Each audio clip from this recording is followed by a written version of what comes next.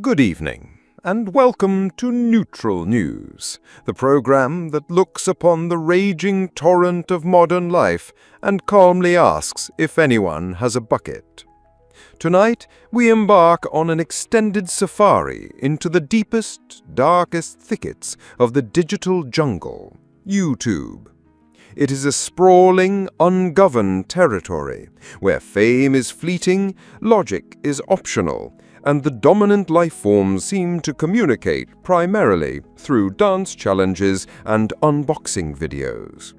For a full 10 minutes, we shall attempt to map this bewildering continent of content. We go live to our digital anthropologist Susan, who has returned from the frontier with her notebook and presumably her sanity just about intact. Susan, what have you found? Good evening, Neil. The ecosystem is dominated by several key megafauna.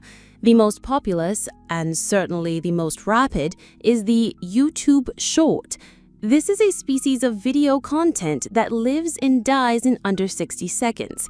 Its defining characteristic is a frantic, almost desperate need to capture attention before the viewer's thumb can perform its evolutionary duty and scroll onwards into the digital ether. A 60-second lifespan, the cultural equivalent of a mayfly, but with significantly worse taste in music. What precisely occurs in these fleeting moments of supposed entertainment? Is there time for a plot, a character arc, perhaps? Narrative structure is for the most part vestigial, Neil. The primary formats are threefold. Firstly, the pointing video, where the creator points rhythmically at text, which appears sequentially on screen, often revealing a shocking fact that is neither shocking nor frequently a fact. Secondly, the life hack, which demonstrates a supposedly ingenious solution to a problem no one has ever had, such as how to open a banana with a power drill. And thirdly, dancing. A truly staggering amount of dancing. Of course, dancing, the universal fallback position. It's fascinating. They've taken the moving picture, one of the great artistic leaps of the 20th century, and honed it into a medium for pointing at words. It's like using the Sistine Chapel ceiling to display a takeaway menu. But surely there are longer forms of content for those with the attention span of, say, a reasonably bright Labrador. There are. The next major biome is gaming content. This is a vast and varied habitat, but its central principle remains consistent. Millions of people expend countless hours watching other people play video games. The appeal is not in participation, but in observation. So, it's the 21st century equivalent of watching a man down the pub play the fruit machine, but with more elaborate graphics and considerably more shouting.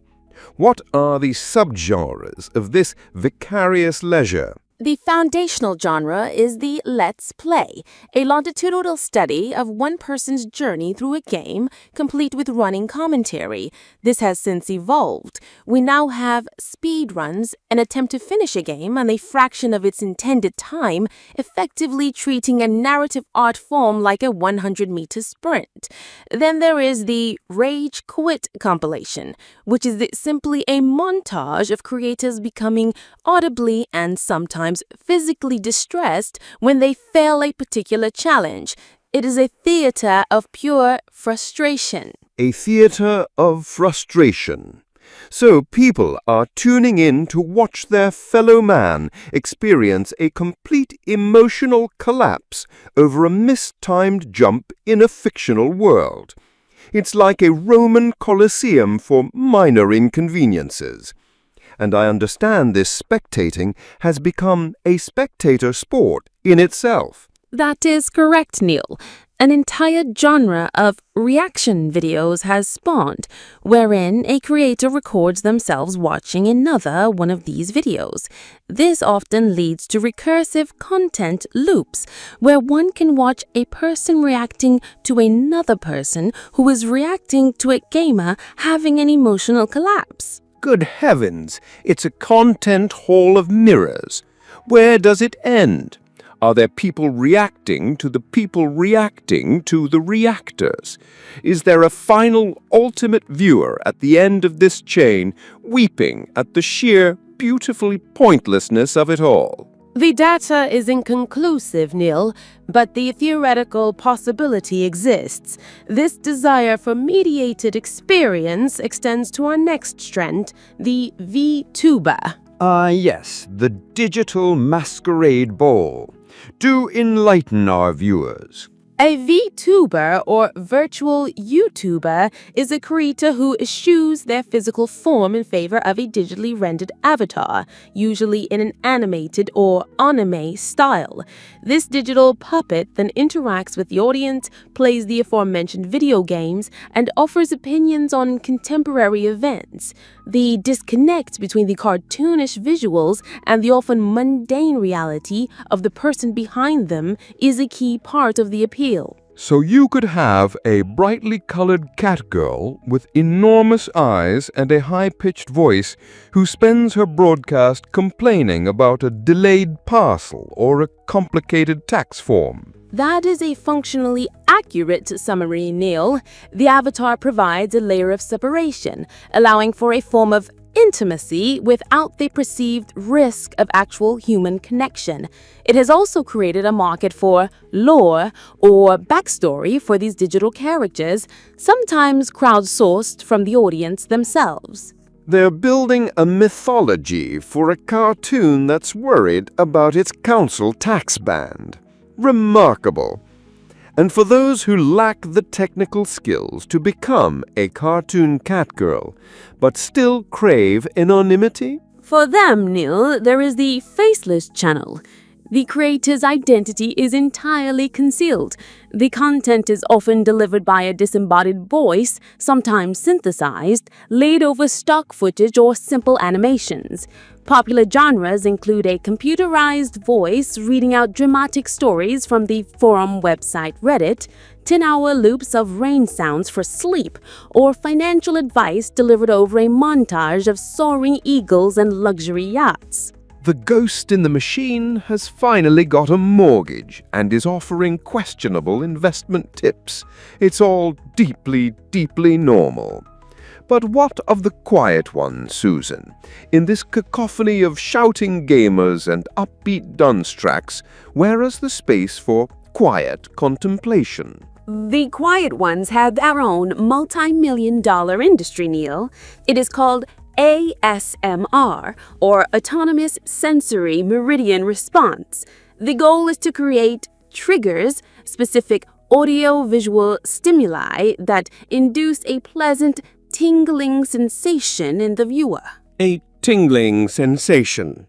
This sounds less like entertainment and more like a neurological event. What form do these triggers take? They are exceptionally varied. The most common involve whispering, either unintelligibly or with extreme enunciation, directly into a high-fidelity binaural microphone. This creates the illusion that the creator is whispering directly into the viewer's ears. Other popular triggers include the slow, deliberate tapping of fingernails on different surfaces, the crinkling of crisp packets, the turning of pages in a book, and the soft, methodical sound of someone applying makeup. So, to be clear, one of the most popular genres on the world's largest video platform is people whispering and tapping things. It's as if the entire internet has been put to bed by a very gentle, slightly obsessive librarian.